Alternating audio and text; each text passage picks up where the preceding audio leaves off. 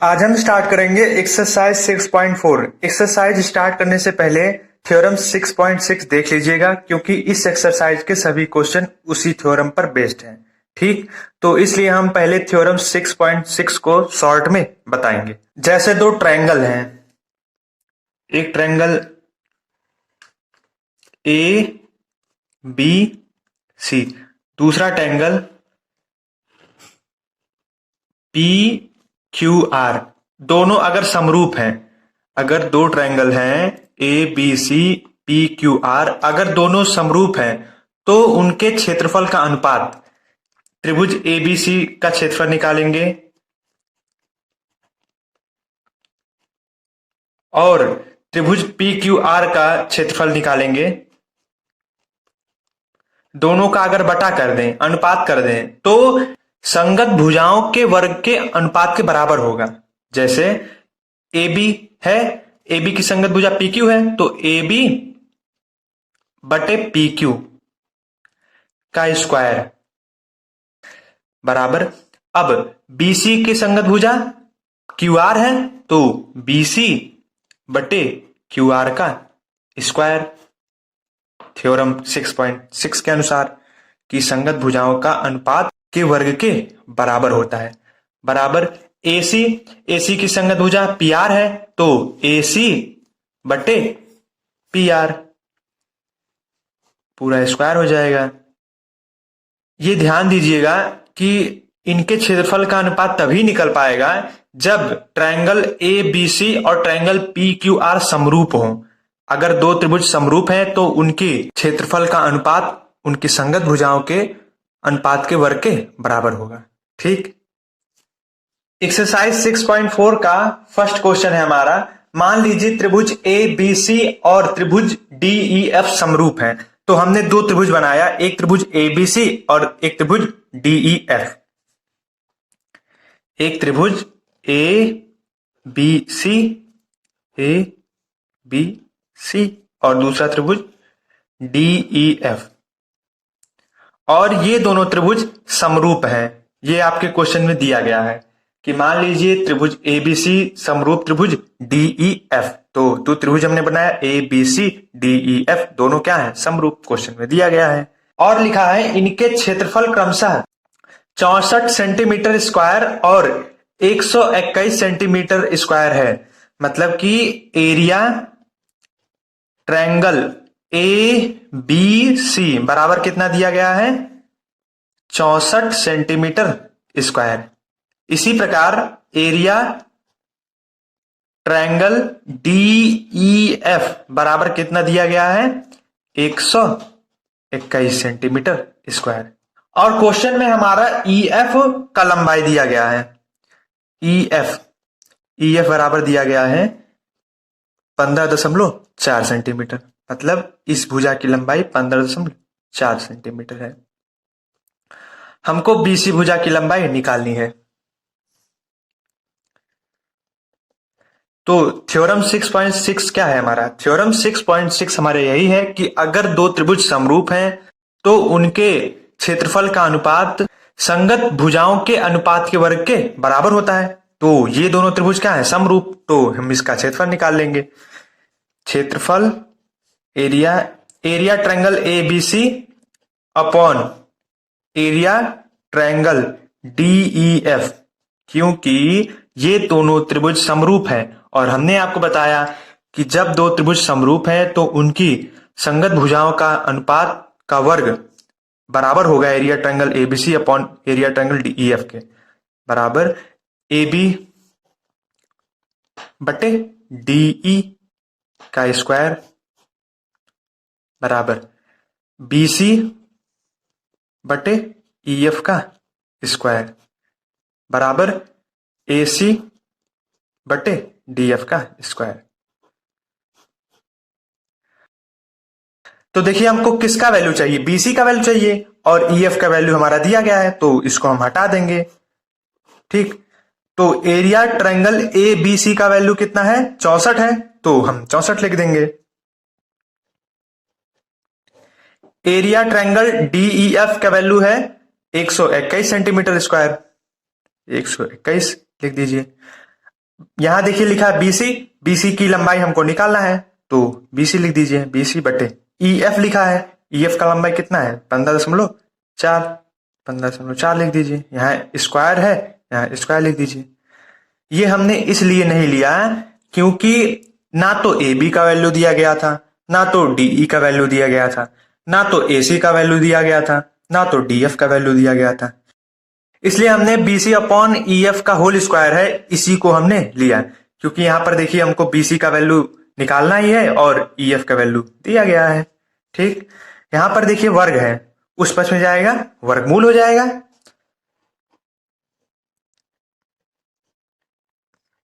बराबर ये वर्गमूल हो गया है, यहां आएगा बीसी बटे 15.4। 64 का वर्गमूल करेंगे हमारा आएगा 8, और 121 का वर्गमूल 11 आएगा। देखिए यहां पर वर्गमूल लगा है ना, तो वर्गमूल 64 के लिए भी होगा और 121 के लिए भी होगा। 64 का वर्गमूल 8 होता है और 121 का 11, तो हमने वही लिख दिया।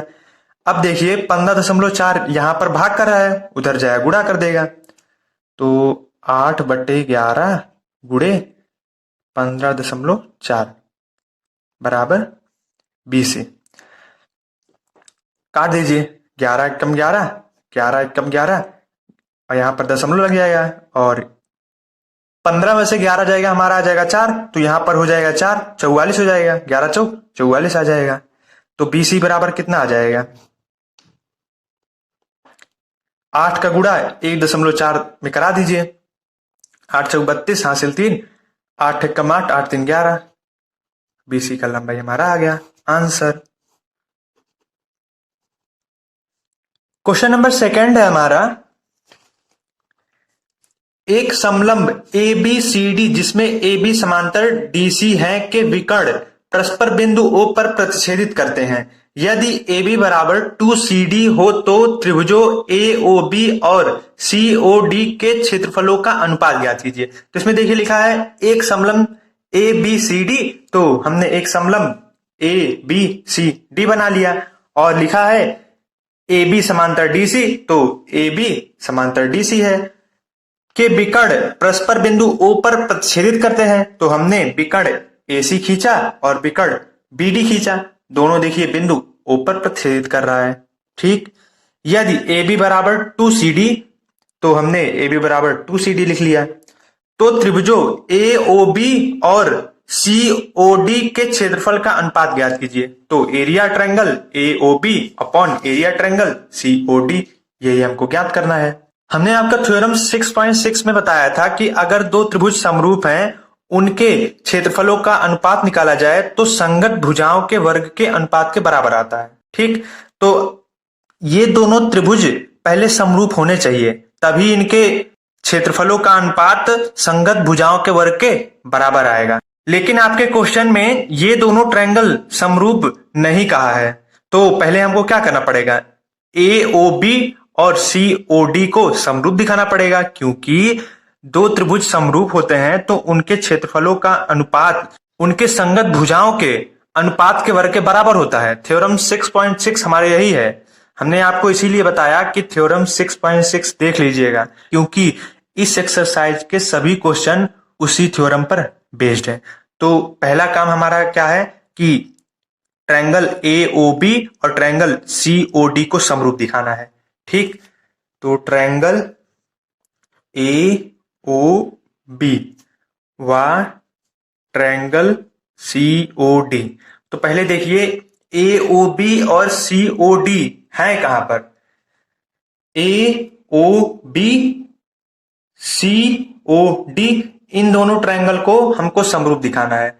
तो देखिए त्रिभुज में 3 कोण होते हैं, यहां पर देखिए ओ ए बी है ना, तो इसमें भी तो 3 कोण होंगे, तो हम नाम लिख लेते हैं, इस कोण का नाम 1 लिख लेते हैं, और इस कोण का नाम 2 लिख लेते हैं, इस कोण का नाम 3 लिख लेते हैं, और इस कोण का नाम 4, और इस कोण का नाम 5 लिख लेते हैं, और इस कोण का नाम 6 लिख लेते हैं।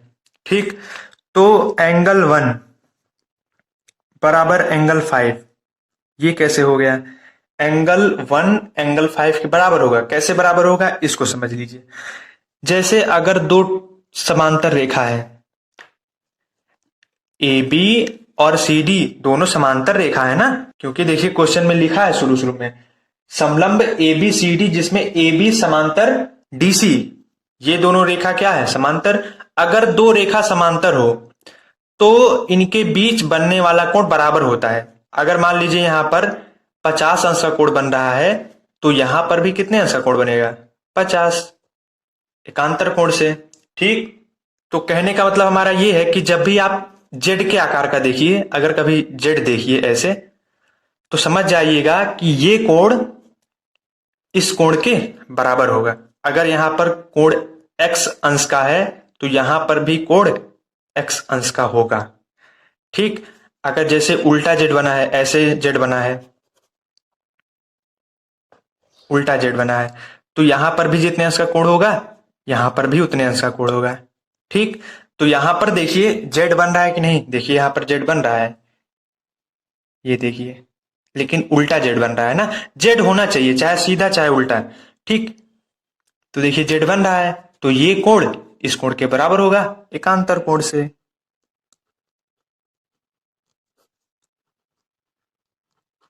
और कोण 4, कोण 4 बराबर होगा कोण 2 के। क्यों होगा? एकांतर कोण से। क्योंकि देखिए इसमें भी जेड आकार बन रहा है। कैसे बन रहा है? यहां पर देखिए, ये देखिए जेड आकार का बन रहा है ना, तो कोण 2 कोण 4 के बराबर हो जाएगा एकांतर कोण से। इसी प्रकार कोण 3 कोण 6 के बराबर आ जाएगा। कोण 3 बराबर कोण 6। ये कैसे बराबर हो गया? ये शीर्षा विमुख कोण से बराबर हो गया। अब ये शीर्षा विमुख कोण क्या होता है?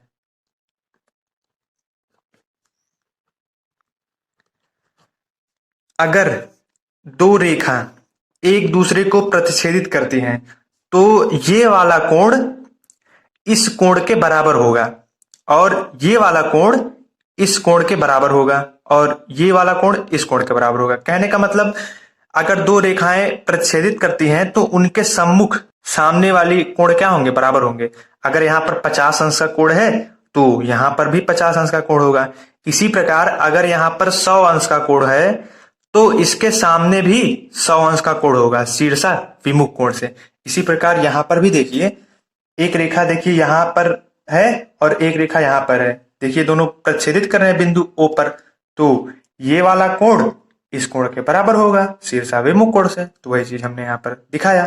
ठीक, तो कोण कोण कोण समरूपता से दोनों ट्रायंगल क्या हो गए? समरूप। एंगल एंगल एंगल समरूपता नियम से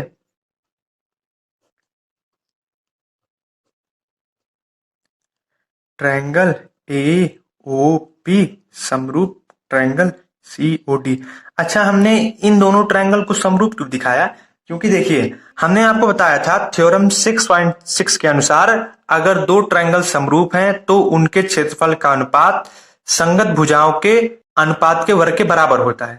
तो ये दोनों ट्रायंगल पहले समरूप तो होने चाहिए, समरूप नहीं था तो हमने इसलिए समरूप दिखा दिया। अब area triangle A O B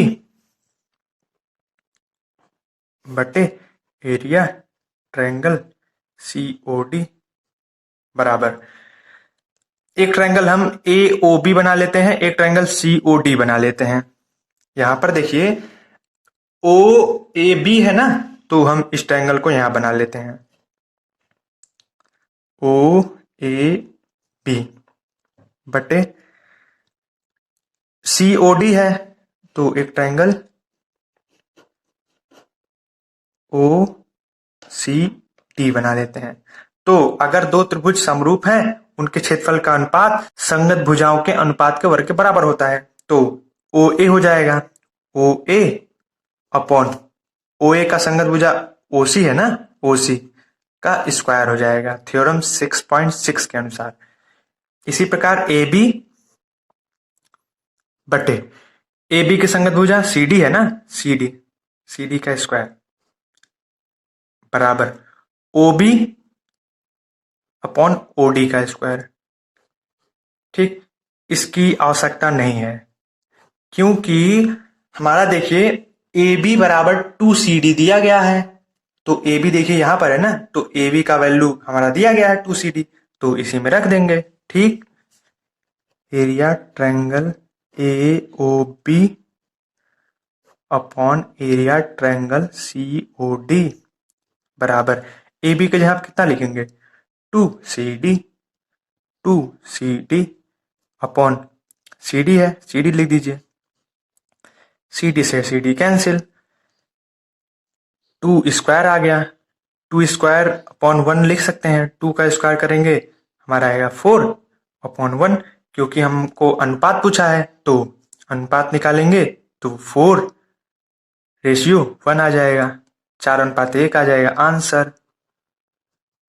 question number 3 है हमारा, आकृति 6.44, मतलब इस आकृति में एक ही आधार BC पर दो त्रिभुज ABC DBC बने हैं। देखिए दो ट्रायंगल है इसमें, एक ABC और BDC, दोनों का आधार क्या है BC है। इस ट्रायंगल का आधार भी ABC का आधार भी BC है और BDC का आधार भी BC है।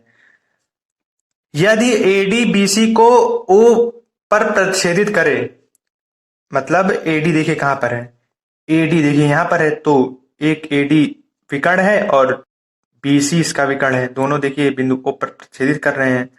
तो दर्शाइए कि area triangle ABC upon area triangle BDC बराबर AO अपॉन DO। तो देखिए हमने फिगर बना लिया 6.44 का, और जो प्रूफ करना है area triangle ABC upon area triangle BDC बराबर AO अपॉन DO। अब हमने सोचा इसको कैसे प्रूव किया जाए, तो हमने आपको थ्योरम 6.6 में बताया था कि अगर दो त्रिभुज समरूप हैं तो उनके क्षेत्रफल का अनुपात उनकी संगत भुजाओं के वर्ग के बराबर होता है। तो हमने सोचा ना कि पहले ABC और DBC को समरूप दिखा देते हैं। तो ABC देखें कहां पर है, ABC यहां पर है, BDC यहां पर है। तो अगर हम समरूप दिखा भी देते हैं और क्षेत्रफल का अनुपात अगर निकालते भी है ना, तो हमारा AO अपॉन DO नहीं आएगा। अगर हम ABC और BDC को, अगर इन दोनों ट्रायंगल को अगर हम समरूप दिखा भी देते हैं, वैसे समरूप होगा नहीं, अगर कुछ भी करके अगर मान लीजिए हम दिखा भी देते हैं ना, तो हमारा AO अपॉन DO नहीं आ पाएगा, क्योंकि देखिए AO यहां पर है, OD यहां पर है। हमने सोचा ना कि अब हम दूसरा काम करते हैं। दूसरा काम ये कर सकते हैं ना कि एरिया ट्रायंगल ABC और एरिया ट्रायंगल BDC को निकाल करके दोनों को हम भाग दे देंगे, तभी तो हमारा area triangle ABC upon area triangle BDC आ पाएगा। तो हम क्या करेंगे ना, ट्रायंगल ABC का क्षेत्रफल निकालेंगे। एरिया ट्रायंगल ABC बराबर, ट्रायंगल का एरिया का फार्मूला होता है 1/2 आधार गुणे ऊंचाई। तो इसमें देखिए ट्रायंगल ABC में ABC यहां पर है ना, तो ट्रायंगल ABC, देखिए ट्रायंगल ABC है, ABC में देखिए हमारा आधार क्या है, आधार हमारा क्या है, आधार BC है ना, BC। क्या इसमें ऊंचाई है, इसमें देखिए ट्रायंगल ABC में ऊंचाई नहीं है, तो हमको ऊंचाई खींचना पड़ेगा। तो A बिंदु से एक बिंदु यहां पर हम F मान लेते हैं, दोनों को मिला देते हैं। ठीक, ऊंचाई जो होता है 90 अंश का होता है, क्योंकि देखिए अगर हम ट्रायंगल ABC में ऊंचाई इसको मान लें, AO को मान लें, तो गलत हो जाएगा, क्योंकि AO हमारा ऊंचाई नहीं है, ऊंचाई तो हमारा 90 अंश का होता है ना, और विकर्ण जो है समलंब चतुर्भुज का 90 अंश पर नहीं कट करता है, यहां पर 90 अंश का कोण नहीं बनेगा। ठीक, इसलिए हमको ट्रायंगल ABC में आधार BC लेना पड़ा और ऊंचाई AF लेना पड़ा है, ये अपने मन से खींचना पड़ा हमको, क्योंकि अगर हम इस ट्रायंगल में ABC में ऊंचाई तो था ही नहीं, अगर AO ऊंचाई लेंगे गलत माना जाएगा, क्योंकि AO 90 अंश का नहीं है। ठीक, ऊंचाई AF, इसको इक्वेशन फर्स्ट बना दीजिए। अब एरिया ट्रायंगल BDC दिखाना है।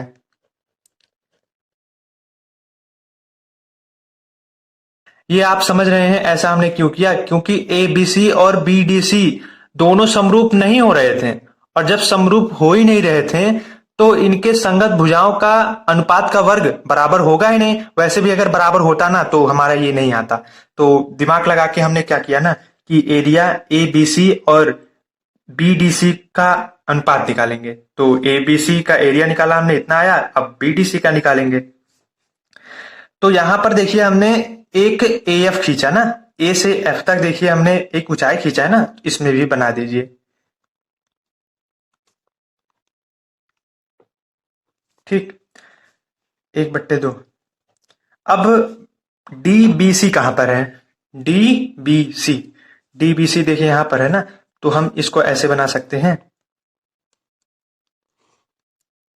यहां देखिए DBC, DBC में देखिए आधार हमारा क्या है? BC है, और क्वेश्चन में लिखा भी गया है कि त्रिभुज ABC और DBC एक ही आधार BC पर बने हैं। क्वेश्चन में लिखा गया है, तो आधार हमारा इसमें कितना है? BC है। BC गुणे ऊंचाई तो इसमें है ही नहीं, तो D बिंदु से हम एक ऊंचाई खींचेंगे यहां पर, M, DM ऊंचाई हो गया। इसमें इसमें भी देखिए ऊंचाई बनाना पड़ेगा। ये तो हम समझाने के लिए बताए हैं। ठीक, ये दोनों समझाने के लिए हमने बताया है। मेन फिगर तो हमारा यही है। इसको इक्वेशन सेकंड बना दीजिए। अब देखिए area triangle ABC upon area triangle BDC है ना, दोनों का भाग दिया गया है ना, तो समीकरण 1 और 2 को भाग दे देंगे।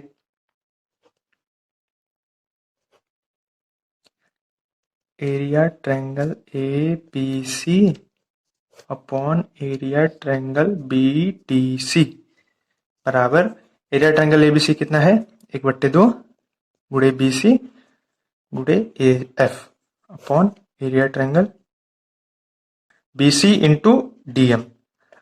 तो 1/2 से 1/2 कैंसिल, BC से BC cancel. Area triangle ABC upon area triangle DBC बराबर AF अपॉन DM। ठीक, हमने सोचा हमारा तो प्रूफ AO अपॉन DO करना था, लेकिन हमारा AF अपॉन DM आ गया। तो अगर हम इस AF अपॉन DM के जगह पे AO अपॉन DO ला दें तो हमारा प्रूव हो जाएगा ना। तो हमको क्या करना है ना, इस AF अपॉन DM को हटा करके AO अपॉन DO लाना है। तो इसको कैसे हटाना है, हटा करके कैसे AO अपॉन DO लाना है, यही इसमें दिमाग लगाना है। ठीक, तो हमने सोचा ना कि पहले AF अपॉन DM देखते हैं किस त्रिभुज में आता है।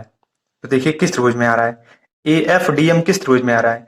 AF देखिए यहां पर है, DM यहां पर है, किस त्रिभुज में आ रहा है?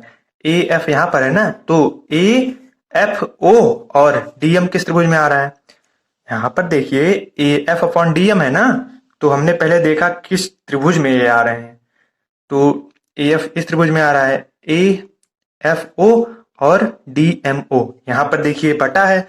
हमने सोचा ना कि बटा कैसे आएगा, तो अगर हम इस वाले ट्रायंगल को AFO और DMO को कुछ भी करके समरूप दिखा देते हैं। देखिए अगर हम ट्रायंगल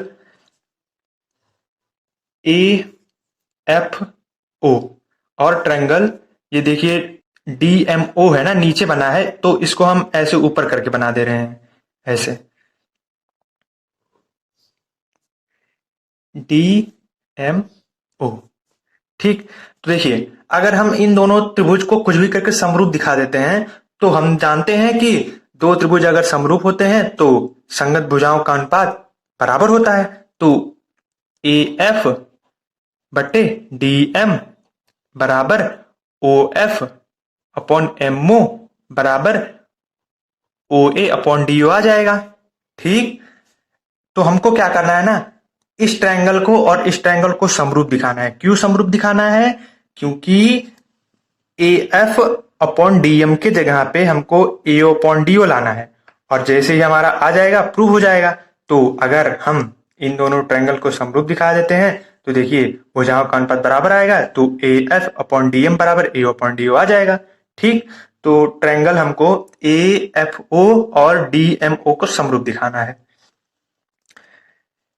ट्रायंगल ए एफ ओ व ट्रायंगल डी एम ओ। तो कोण ओ बराबर कोण ओ। क्यों कोण ओ बराबर कोण ओ? क्योंकि कोण ओ इस ट्रायंगल में भी है, कोण ओ इस ट्रायंगल में भी है, वेनिस्ट हो जाएगा कॉमन। और कोण एफ कोण एम के बराबर होगा। क्यों बराबर होगा? कोण एफ बराबर कोण एम क्यों होगा? क्योंकि कोण एफ और कोण एम दोनों ही 90 अंश के हैं। कोण एफ कोण एम 90 अंश के हैं। और कोण ए बराबर कोण डी होगा। क्यों होगा? क्योंकि हमने आपको बताया था कि अगर दो त्रिभुज हैं जिसमें दो कोण बराबर हैं तो तीसरा भी आपस में क्या आएगा? बराबर। कोण ओ के बराबर है, कोण एफ कोण एम के बराबर है, तो कोण ए कोण डी के बराबर आ जाएगा। ठीक, तो चाहे लिखिए चाहे ना लिखिए, क्योंकि दो कोण से ही हमारा काम चल जाता है। क्योंकि दो कोण जब बराबर होते हैं तो तीसरा अपने आप बराबर हो जाएगा। ठीक, तो एंगल एंगल एंगल यहां पर कोण ए बराबर कोण डी लिख दीजिए। ठीक, ए ये समझ रहे हैं ना कोण ए बराबर डी कैसे आ गया? क्योंकि अगर दो त्रिभुज के दो कोण बराबर हैं तो तीसरा अपने आप बराबर आ जाएगा। कोण ओ के बराबर है, कोण एफ एम के बराबर है, कोण ए डी के बराबर आ जाएगा। ये हमने आपको बताया भी था, समझाया भी था कि दो कोण जब बराबर आ जाते हैं तो तीसरा कैसे बराबर आ जाता है, ये हमने आपको बताया था। ठीक, ट्रायंगल ए एफ ओ समरूप ट्रायंगल टी एम ओ, ये दोनों क्या हो गए? समरूप। तो देखिए ए एफ ओ, देखिए ट्रायंगल हमने यहां पर बनाया है A F O D M O, तो इनका संगत भुजाओं का अनुपात बराबर होगा। तो ए एफ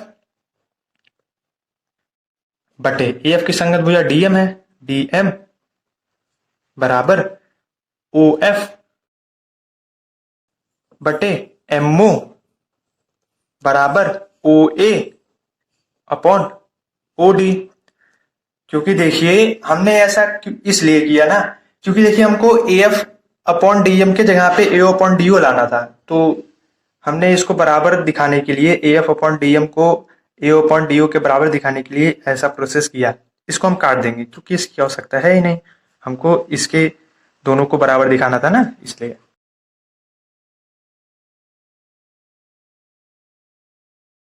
अगर हम इसको इक्वेशन थर्ड बना लें तो हमारा प्रूफ हो जाएगा।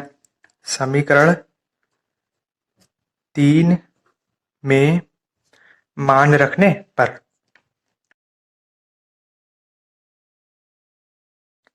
Area triangle A B C upon area triangle P D C बराबर A F upon D M के जगह आप कितना लिखेंगे? O A upon D O. यही देखिए अभी हमने प्रूफ किया है कि A F upon D M बराबर ए ओ अपॉन डी ओ कैसे आता है।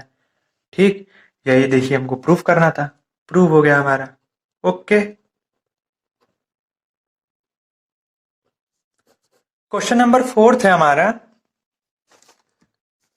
यदि दो समरूप त्रिभुजों के क्षेत्रफल बराबर हो तो सिद्ध कीजिए कि वे त्रिभुज सर्वांगसम होंगे। तो इसमें देखिए लिखा है दो समरूप त्रिभुज, तो हमने दो त्रिभुज ऐसा बनाया जो आपस में समरूप है। एक त्रिभुज ए बी सी और पी क्यू आर क्वेश्चन में दिया गया है, ये दोनों समरूप हैं। तो त्रिभुज ए बी सी समरूप त्रिभुज पी क्यू आर। और क्वेश्चन में ये भी दिया है कि जो दोनों समरूप त्रिभुज हैं उनके क्षेत्रफल बराबर हैं। मतलब ये दोनों त्रिभुज समरूप है ना, तो इनका क्षेत्रफल बराबर है। Area triangle A B C बराबर area triangle P Q R. ठीक, हमको प्रूफ क्या करना है ना, ए बी सी सर्वांगसम है पी क्यू आर के। पहले समझ लीजिए सर्वांगसम कहते किसे हैं। अगर दो ट्रायंगल आपस में सर्वांगसम होते हैं तो दोनों फिट टू फिट आते हैं। मतलब कि अगर हम इस फिगर को पी क्यू आर को फिगर एबीसी के ऊपर ऐसे रख देते हैं, अगर दोनों फिट टू फिट आ जाएं तो ये दोनों ट्रायंगल सर्वांग होंगे। कहने का मतलब हमारा ये है ना कि अगर इस दोनों ट्रायंगल को फिट टू फिट अगर आ जाएगा तो पी क्यू बराबर ए बी पर आएगा ना। इस ट्रायंगल को इस ट्रायंगल पर रखेंगे तो ए बी भुजा पर पी क्यू भुजा हमारी आएगी ना, तो ए बी बराबर पी क्यू आना चाहिए। ए बी बराबर पी क्यू और ए सी पी आर के बराबर आना चाहिए। अगर इन दोनों को उठाकर रखेंगे ना तो ये वाली भुजा इस भुजा के ऊपर फिट टू फिट आएगी और बी सी बराबर क्यू आर। तो हमको क्या करना है, इन दोनों ट्रायंगल को सर्वांग दिखाना है। मतलब ए बी बराबर पी क्यू दिखाना है, ए सी बराबर पी आर दिखाना है और बी सी बराबर क्यू आर दिखाना है। अगर हम ऐसा कर देते हैं तो दोनों त्रिभुज क्या हो जाएंगे, समरूप, सॉरी सर्वांगसम हो जाएंगे, समरूप नहीं, क्वेश्चन में सर्वांगसम पूछा है ना। तो ए बी सी सर्वांगसम पी क्यू आर हो जाएगा। तो हमको यही प्रूफ करना है, इसको चाहे ब्रैकेट में लिख दीजिएगा। यही हमको प्रूफ करना है। जैसे ही हम ये प्रूफ कर देंगे ए बी बराबर पी क्यू, ए सी बराबर पी आर, बी सी बराबर क्यू आर, तो दोनों त्रिभुज क्या हो जाएंगे, सर्वांगसम। ठीक, प्रमाण। देखिए ये दोनों त्रिभुज समरूप हैं, A B C P Q R समरूप हैं, क्वेश्चन में दिया गया है। और हमने आपको बताया था कि अगर दो त्रिभुज समरूप हैं तो उनके क्षेत्रफल का अनुपात संगत भुजा के अनुपात के वर्ग के बराबर होता है, थ्योरम 6.6। ठीक, तो area triangle A B C, area triangle A B C upon area triangle P Q R बराबर, ये क्षेत्रफलों का अनुपात इनकी संगत भुजाओं के अनुपात के वर्ग के बराबर तभी होता है जब ये ट्रायंगल आपस में समरूप हो। ये दोनों ट्रायंगल आपस में देखिए समरूप क्वेश्चन में दिया गया है, तो इसमें हम थ्योरम 6.6 लगा सकते हैं। तो ए बी बटे ए बी की संगत भुजा पी क्यू है तो पी क्यू लिख दीजिए, स्क्वायर के बराबर होगा, बराबर बी सी, बी सी की संगत भुजा क्यू आर है, क्यू आर लिख दीजिए, क्यू आर का स्क्वायर बराबर ए सी, ए सी, ए सी की संगत भुजा पी आर है, पी आर लिख दीजिए। अगर इन दोनों का अनुपात निकालेंगे हमारा एक आएगा। कैसे एक आएगा, area A B C upon area P Q R, दोनों का अनुपात एक आएगा। कैसे आएगा इसको समझिएगा। ठीक, देखिए हमारा दिया क्या गया है,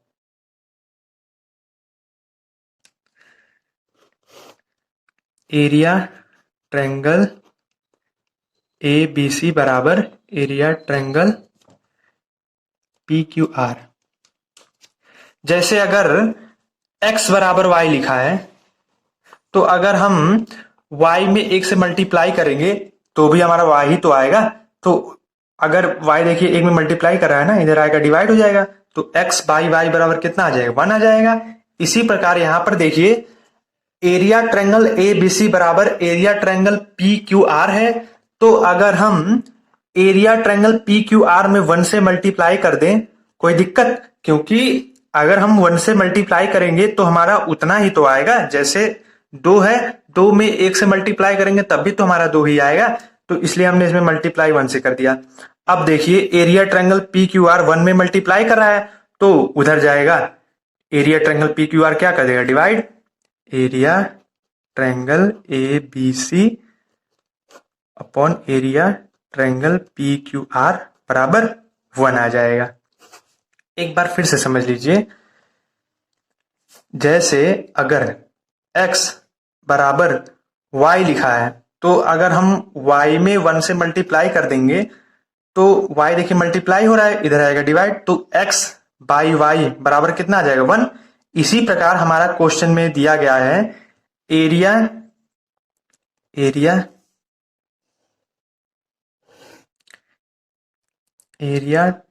ट्रायंगल ए बी सी बराबर area triangle P Q R, तो इसमें 1 से मल्टीप्लाई कर दीजिए, 1 से मल्टीप्लाई करेंगे उधर चला जाएगा, तो area triangle A B C upon area triangle P Q R बराबर 1 आ जाएगा। ठीक, तो इसकी जगह हमने 1 लिख दिया, बराबर A B upon P Q का स्क्वायर बराबर B C upon Q R का स्क्वायर बराबर A C upon P R का स्क्वायर। अगर आप सिंपली समझना चाहते हैं अगर यहां पर 1 कैसे आया, तो कुछ मत कीजिए, area triangle P Q R बराबर है, area triangle P Q R बराबर है ए बी सी के, area triangle A B C के ना, तो हम इस area triangle P Q R के जगह पे area triangle A B C लिख सकते हैं कि नहीं? बिल्कुल लिख सकते हैं, क्योंकि बराबर है। तो यहां पर देखिए area triangle A B C upon area triangle A B C आ जाएगा, ऊपर और नीचे दोनों area triangle A B C आएगा, कट जाएगा, हमारा 1 आ जाएगा। ऐसे भी आप कर सकते हैं। अब देखिए A B upon P Q का होल स्क्वायर किसके बराबर? 1 के ना, तो इसको ऐसे लिख दीजिए, A B upon P Q का होल स्क्वायर बराबर 1। इसी प्रकार B C upon Q R का होल स्क्वायर किसके बराबर है? 1 के। तीनों आपस में, चारों आपस में बराबर है ना, इसलिए। तो B C upon Q R का स्क्वायर बराबर 1 आ जाएगा। इसी प्रकार A C upon P R का स्क्वायर बराबर 1 आ जाएगा। अगर यहां पर वर्ग है, उधर जाएगा वर्गमूल आ जाएगा, A B upon P Q बराबर √1, √1 1 ही होगा, A B upon P Q बराबर 1। पी क्यू देखिए यहां पर भाग कर रहा है, उधर जाएगा गुणा कर देगा 1 में, तो आ जाएगा ए बी बराबर पी क्यू।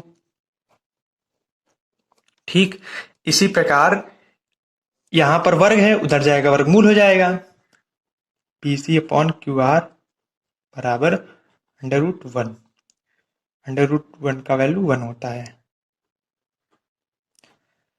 पी सी बराबर क्यू आर। यहां पर भी वर्ग है, उधर जाएगा वर्गमूल, एक का वर्गमूल एक ही होगा, ए सी बराबर पी आर। यही देखिए हमको प्रूफ करना था, प्रूफ हो गया हमारा। ठीक, यही तो हमको प्रूफ करना था ना, ये देखिए प्रूफ हो गया। अब ए बी बराबर पी क्यू देखिए आ गया, और ए सी बराबर पी आर आ गया, ए सी बराबर पी आर आ गया, और बी सी बराबर क्यू आर आ गया। तो दोनों त्रिभुज क्या हो गए? सर्वांग सम।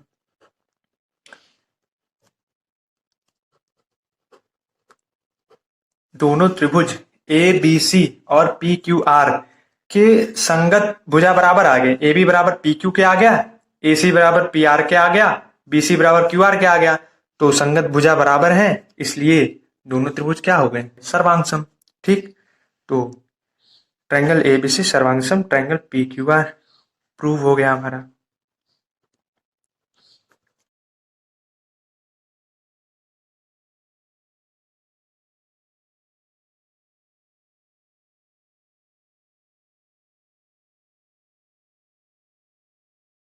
इसी प्रकार हमारा क्वेश्चन 4 कंप्लीट हुआ।